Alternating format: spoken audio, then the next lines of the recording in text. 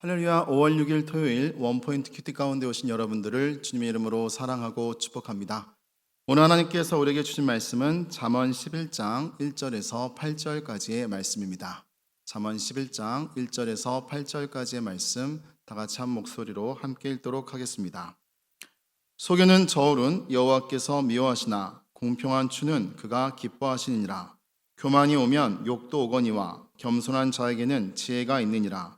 정직한 자의 성실은 자기를 인도하거니와 사악한 자의 패역은 자기를 망하게 하느니라. 재물은 진노하시는 날에 무익하나 공의는 죽음에서 건지느니라. 완전한 자의 공의는 자기의 길을 곧게 하려니와 악한 자는 자기의 악으로 말미암아 넘어지리라. 정직한 자의 공의는 자기를 건지려니와 사악한 자는 자기의 악에 잡히리라. 악에는 죽을 때에 그 소망이 끊어지나니 불의의 소망이 없어지느니라. 의인은 환난에서 구원을 얻으나 악인은 자기의 길로 가느니라. 아멘.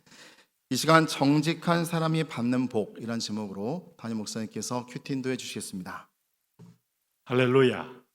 자, 우리가 토요일 날을 맞이하면서 늘 제가 꿈꿉니다만 토요일은 우리에게 부담의 날이 아니라 거룩한 긴장과 설레임의 날이 되었으면 좋겠어요.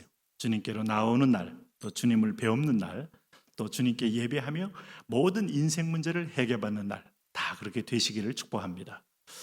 특별히 오늘 잠언서를 보면 우리가 아마 학교 다닐 때 대부분의 학교에서의 교훈이 이 한 단어가 많이 들어갑니다. 정직이라는 거.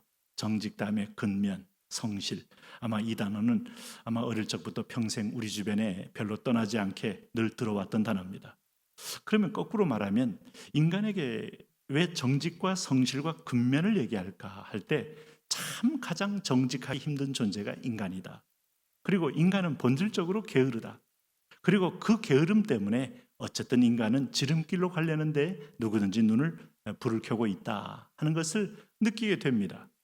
성경은 그런 면에서 보면 여호와는 시건치 않는 분이요 여호와는 공의의 하나님이요 여호와는 신실한 하나님, 그는 일향 미쁘시니라고 표현하므로 하나님의 속성 속에 정직이 있어요. 하나님의 속성 속에 하나님의 부지런함이 있어요. 아버지께서 일하시니 나도 일한다 라고 예수님 말씀한 것처럼 그는 성실함으로 일을 하십니다. 근면과 성실이 하나님의 속성이에요. 그래서 여러분 노동이란 말을 영어로 레이버 하는데 치유를 테라피라는 말을 쓰죠. 레이버 테라피라는 말은 결코 빈말 아닙니다. 이렇게 불안당 같은 사람, 안 입을 자, 땀 한자, 이 땀을 흘리지 않고 사는 무리를 불안당이라고 하는데 이런 사람을 성경은 굉장히 폄하합니다. 그리고 징책합니다. 이런 사람들을 치료하는 방법, 그 다음에 약물 중독이든 아니면 굉장히 소위 말해서 한량파 이런 사람들을 고치는 방법은 근면하게 일을 하는 거예요. 일을 하면서 대가를 받고 땀을 흘리고 그 땀에 버슬버슬 마치 이슬처럼 이마에 맺어지는 땀방울이 사람을 변화시키는데 놀라운 것은 우리 속에 있는 독소가 그 안에서 빠져나가는 거예요. 내 안에 사실은 정신적인 어떤 영적인 심지어는 그런 게으름의 독소, 악하고 게으른 DNA가 숨어 있어요. 어차피 그렇게 되다 보니까 인간은 자기중심적인 세상 속에서 하나님의 말씀에 순종하는 것이 그처럼 짐되고 부담스러운 겁니다. 예수님 그러셨잖아요. 내 짐 지지 아니하면 세상의 짐이 훨씬 무겁고 내 짐을 지지 아니하면 죄의 짐, 너의 사업의 짐, 인생의 짐이 훨씬 더 고달프게 될 거다. 내 짐은 쉽고 가볍다라고 하면서 짐을 진 사람에게 또 다른 짐을 주는 게 아닙니다. 그러므로 예수 그리스도의 짐, 봉사의 짐, 선교의 짐, 헌신의 짐, 순종의 짐, 그럴 때 하나님이 다른 우리의 일상사의 짐을 대신 져주신다 하는 의미가 숨어 있어요. 그러므로 지혜로운 사람은 하나님 우선적 삶을 사는 겁니다. 그분의 속성에 들어가려면 미쁘신 하나님을 만나기 위해서는 내가 정직해야 되는 것이죠. 이 정직은 내가 평생에 싸워야 할 과제 중에 하나입니다. 우리는 때로는 상대방을 배려하면서 소위 아주 화이트 라이라고 말하는 아주 그 상대방 배려적 어떤 거짓말을 할 때가 있습니다. 기생라합도 그랬지 않느냐, 아니면 또 성경에 나오는 기브온 사람들도 그래서 결국 복받았지 않느냐 하는데 하나님은 한 번도 거짓말 자체에 대해서 축복을 예고한 적이 없어요. 그러므로 우리가 그것마저도 지혜로운 정직으로 바꿔 살아야 할 책임과 부담이 있는 거예요. 오늘 성경은 11절에 속이는 저울은 여호와께서 미워하시나 공평한 추는 그가 기뻐하시느니라. 여러분, 고대에도 지금도 저울에 대해서 정밀성이 떨어진 저울은 우리가 수상하기 이를 데가 없는데, 고대의 저울이야말로 눈대중입니다. 눈대중. 그래서 상당한 10% 내지 심지어 20%까지는 저울추를 어떻게 조작하느냐에 따라서 얼마든지 상대방을 속일 수가 있는 거죠. 이건 너는 정확하게 어느 정도 알고 있으니 너는 물건을 팔 때 상대방이 잘 어리어리해서 잘 모를 때에도 정직한 저울추로 그에게 대하라. 하나님이 뒤에서 지켜보니까 아마 이런 사람들이 나중에 사업자로도 성공하는 것이지, 조금씩 속인 사람이 성공할 거라고 여러분 기대하십니까? 결국 다른 데서 크게 뻥 터집니다. 오늘 여기 교만이 오면 욕도 오거니와 겸손한 자에게는 지혜가 있느니라. 이런 말씀은 금언이죠. 교만이 오면 욕도 와요. 자기를 주장하고 자기가 마치 모든 것에 주도권이 있고 결정권이 있는 것처럼 행세하고 말할 때 순식간에 정말 실패가 오기도 하고 또 치욕이 찾아오기도 하고, 그렇지 않는 상황으로 하나님은 교만한 자를 무너뜨리는 걸 즐겨하셔요. 오히려 겸손한 자를 하나님이 이렇게 세워 높은 데 세워주기를 원하십니다.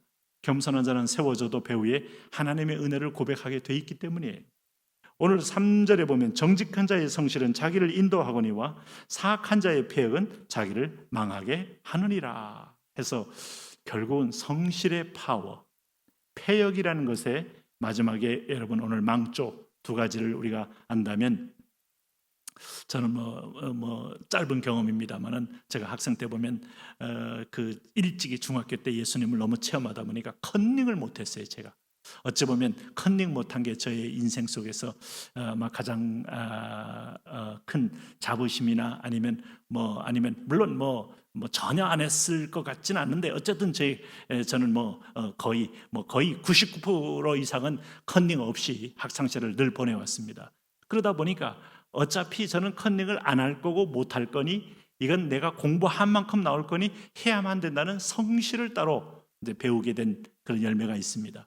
어떤 때는 컨닝 하나보다 성적이 더 못 나올 수 있지만은, 그러나 장기적으로 볼 때 얼마나 그게 양식이 되고 축복이 되고, 또 실제의 삶에서 그런 내가 소유한 것들이 내 것이 되어서 흘러나가는지를 알 수 있어요. 그러므로 그 컨닝은 오히려 그에게 배움의 기회를 빼앗은 것이고, 오늘도 내 안에 지적인 어떤 면에서 저장고에 쌓아야 할 모든 지식의 정보를 앗아가 버려서 나중에 줄 것이 없는 빈곤한 자로 바꿨다라는 걸 우리가 뒤늦게 깨달을 수가 있습니다. 4절에 보면 재물은 진노하신 날에 무익하나 공의는 죽음에서 건지느니라. 여러분, 재물 필요하시죠? 그러나 재물이 주인 되지 않도록 싸우셔야 합니다. 그러니까 부자 되기를 원하는 분은 내기 부자 되고 싶은 만큼이나 기도하셔야 돼요. 하나님 앞에 영적으로 깨어 있어야 돼요.